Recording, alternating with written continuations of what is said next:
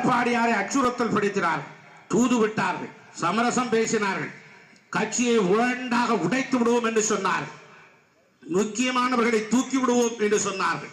ED அனுப்பவா, raid அனுப்பவா, என்ன செய்கிறேன் பார்க்கலாமா என்றெல்லாம் சொல்லி பார்த்தார்கள். அண்ணன் எடப்பாடியார் சொன்னார், அச்சம் என்பது விடமைகடா, அஞ்சாமை திராவிட உடமைகடா, ஆறிலும் சாவு நூறிலும் சாவு, அச்சப்பட்ட கோரைக்கு வாழ்க்கை எதற்கடா என்று என் தலைவன் எம்ஜிஆர் எங்களுக்கு பாடம் கற்றுக் கொடுத்திருக்கிறார். ஒரு 3 நாட்களுக்கு முன்பு நான் விருதுநகர் மண்ணில் இருந்தேன். அந்த பாஜகவுடைய வேட்பாளர் ராதிகா, நடிகை, டிவி சீரியலில் நடிக்கிறவர், எவ்வளவு கூட்டம் வர வேண்டும், ஆளில்லாத இடத்திலே டீ ஆத்தி கொண்டிருந்தார், ஆளில்லாத இடத்திலே பேசிக் கொண்டிருந்தார். அவர் நடிகையாக இருந்தாலும் பார்ப்பதற்கு யாரும் வரவில்லை. சிங்கமுத்துக்கு வருகிற கூட்டம் கூட ராதிகாவுக்கு வரவில்லை என்று எண்ணுகிற போது வேதனையாக இருந்தது.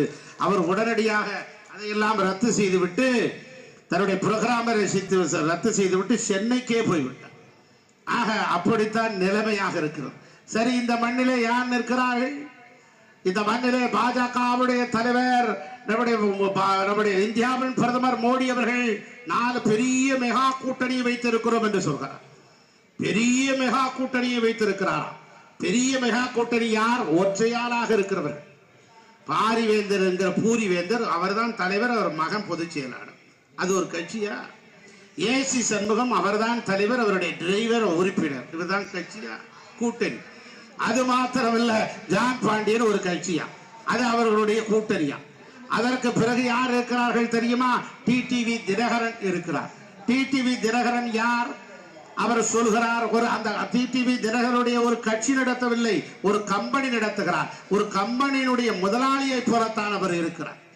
நான் அந்த கட்சி தொடங்குகிற போதே சொன்னேன், அமமுக ஒரு கறிக்கோழி, திண்டு கொடுகொடு வளருமே தவிர குஞ்சு பறிக்காது என்று சொன்னேன்.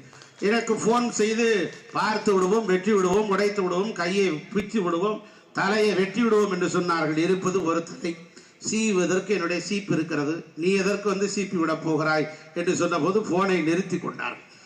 அந்த டிடிவி தினகரன் சொல்லுகிறார், ஒரு சீட்டு தான் கேட்டேன், 2 சீட்டு கொடுத்துட்டாங்க. அவன் கேட்டிருக்கான், ஒரு சீட்டு தான் இவர் கேட்டிருக்காரு. அவன் சொன்னா 2 சீட்டு வாங்குறியா, ரெய்டு அனுப்புவான்னு கேட்டிருக்கான் பிஜேபி. சரி, 2 சீட்டு கொடுங்கன்னு வாங்கிட்டார்.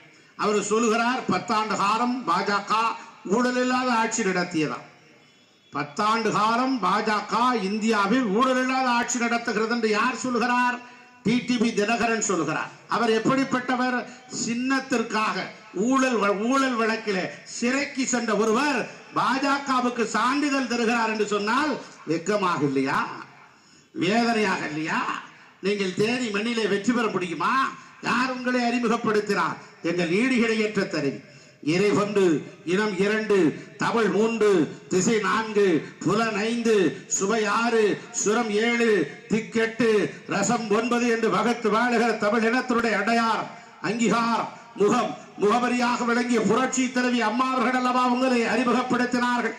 அப்படிப்பட்ட இரட்டை இலை சின்னத்தில் நின்று கொண்டு இப்போது நீங்கள் குக்கர் சின்னத்தில் இருந்தால் பாவம், டெபாசிட் இழக்க போகிறேன். அதற்கு பிறகு இன்னொருவர் பாவம், வயதான காலத்திலே ராமநாதபுரம் மண்ணிலே பலாப்பலத்தோடு படுபாவப்படுத்திக் கொண்டிருக்கிறார்.